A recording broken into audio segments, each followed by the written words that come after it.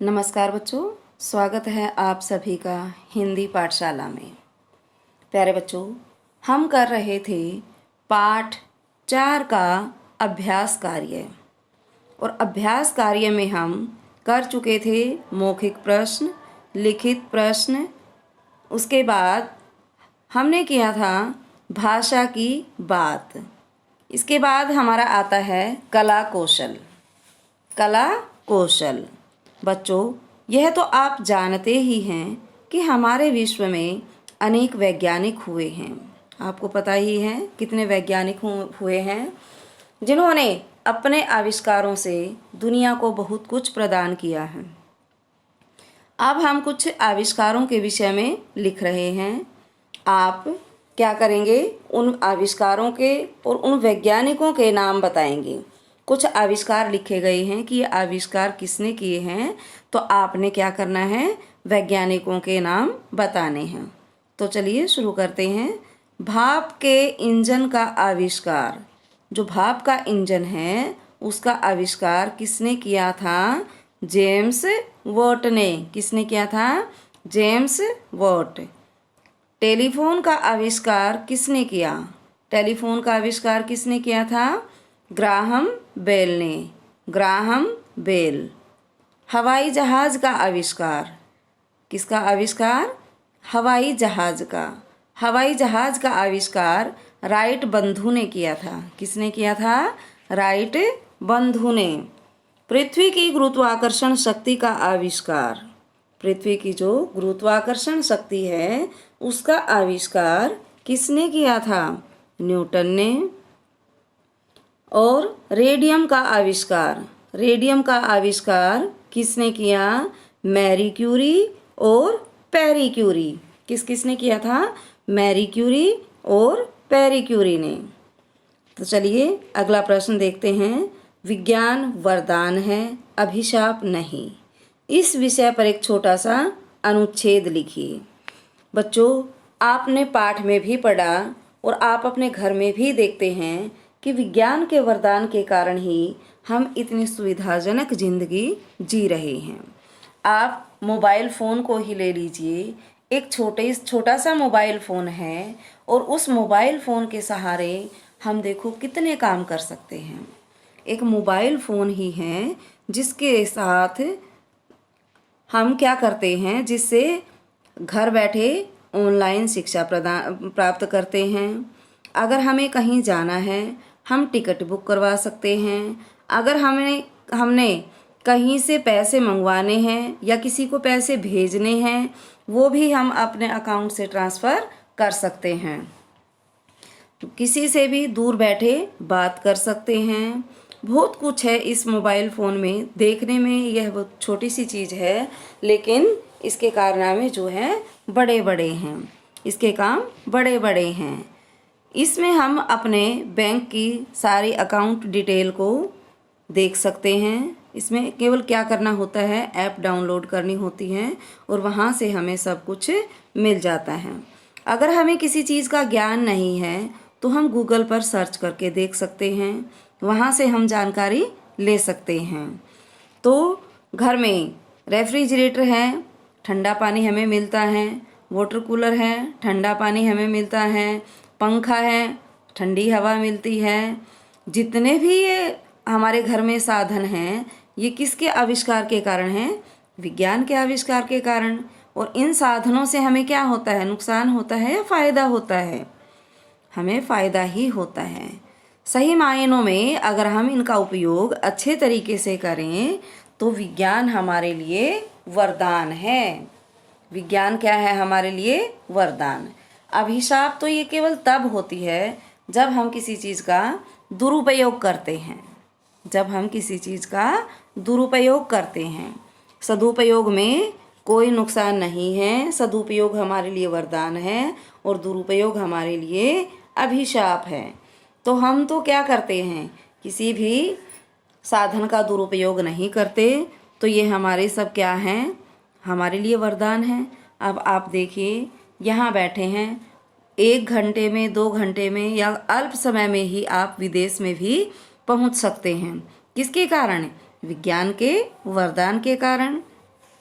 अब जो हमारे चिकित्सक हैं, डॉक्टर हैं, उन्होंने कितनी कितनी खोजें कर ली हैं और कितने तरह के इंजेक्शन, दवाइयाँ उन्होंने खोज लिए हैं जो हमारे इलाज के लिए कारगर हैं। तो ये सब भी किसकी देन है? विज्ञान की ही देन है। तो आपको समझ आ गया कि विज्ञान हमारे लिए क्या है? वरदान है। हम इसका सही तरीके से उपयोग कर रहे हैं तो हमारे लिए वरदान है, अन्यथा ये अभिशाप भी हो सकता है और हमें इसको अभिशाप बनाना नहीं है। ठीक है, तो चलिए जीवन कौशल। अब कला कौशल के बाद क्या है? जीवन कौशल। अब देखिए, क्या आप बता सकते हैं कि कागज़ की नाव पानी पर क्यों तैरती है? बारिश के दिनों में बच्चों आप सब भी कागज़ की नाव बनाकर खेलते होंगे। आप सब भी पानी में नाव को तैराते होंगे। तो क्या कभी आपने सोचा कि कागज़ की जो नाव है ये पानी में तैरती क्यों है? मैं आपको बता दूं कि जिस वस्तु का घनत्व पानी के घनत्व से ज़्यादा होता है वह वस्तु तो पानी में डूब जाती है और जिस वस्तु का घनत्व पानी के घनत्व से कम होता है वह वस्तु पानी में तैरती है। अब कागज़ की नाव का जो घनत्व होता है वो पानी के घनत्व से कम होता है, इसलिए कागज़ की नाव पानी में तैरती है। जो कागज़ की नाव का घनत्व है वो पानी के घनत्व से कम होता है, इसलिए कागज़ की जो नाव है वो पानी में तैरती है। समझ आ गया आपको इसका उत्तर? कागज़ की नाव पानी में क्यों तैरती है?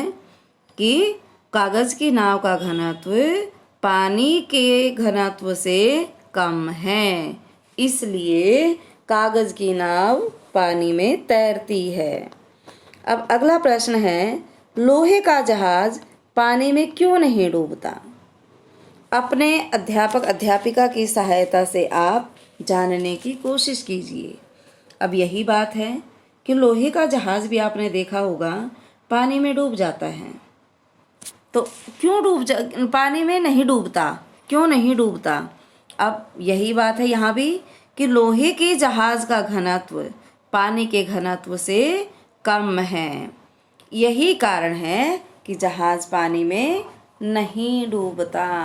अभी मैंने आपको बताया था कि यदि किसी वस्तु का घनत्व पानी के घनत्व से ज़्यादा है तो वह वस्तु डूब जाएगी और किसी वस्तु का घनत्व पानी के घनत्व से कम है तो वह वस्तु तैरने लगेगी। तो जहाज का जो घनत्व है वो कैसा है? कम है। किसके घनत्व से? पानी के घनत्व से। इसलिए जहाज जो है वह पानी में नहीं डूबता। समझ आ गया आपको इसका उत्तर? अब ये भी जानो, क्या अब हमने कुछ वैज्ञानिकों के आविष्कार जाने थे, अब कुछ और दिए गए हैं। तो देखिए, आविष्कार, हवाई जहाज का आविष्कार मैंने आपको पहले भी बताया है। किसने किया था? राइट बंधु ने। अब मशीनी युग का निर्माता किसे कहा जाता है? मशीनी युग का निर्माता माइकल फैराडे। माइकल फैराडे किसको कहा जाता है? मशीनी युग का निर्माता माइकल फैराडे। सबसे पहली मोटर का निर्माण किसने किया था? सबसे पहली मोटर का निर्माण हेनरी फोर्ड ने। किसने किया था? हेनरी फोर्ड ने। और कंप्यूटर आप देखते हो, आपके सबके घरों में कंप्यूटर हैं, तो उस कंप्यूटर का आविष्कार किसने किया था? चार्ल्स बेबेज ने। किसने किया था? चार्ल्स बेबेज ने। जो कंप्यूटर हमारे लिए बहुत उपयोगी है उसका आविष्कार चार्ल्स बेबेज ने किया था। एक बार फिर और देख लेते हैं। हवाई जहाज का आविष्कार किसने किया? राइट बंधु ने। मशीनी युग का निर्माता किसे कहा जाता है? माइकल फैराडे को। सबसे पहली मोटर का निर्माण किसने किया? हेनरी फोर्ड ने। और कंप्यूटर का आविष्कार किसने किया? चार्ल्स बेबेज ने। ठीक है, चार्ल्स बेबेज। समझ आ गया आपको? सभी आविष्कार और आविष्कारक, आविष्कारक होता है जो आविष्कार करने वाले होते हैं। तो आप क्या करेंगे? अपनी अभ्यास पुस्तिका में जीवन कौशल के जो होट्स क्वेश्चन दिए गए हैं, होट्स एक तो ये कि कागज़ की नाव पानी पर क्यों तैरती है, दूसरा लोहे का जहाज पानी में क्यों नहीं डूबता। ये 2 प्रश्न आप अपनी अभ्यास पुस्तिका में लिखेंगे और बाकी का जो अभ्यास कार्य है वो अपनी बुक में ही करेंगे। आज के लिए बस इतना ही, बाकी कार्य हम कल करेंगे। तब तक के लिए धन्यवाद।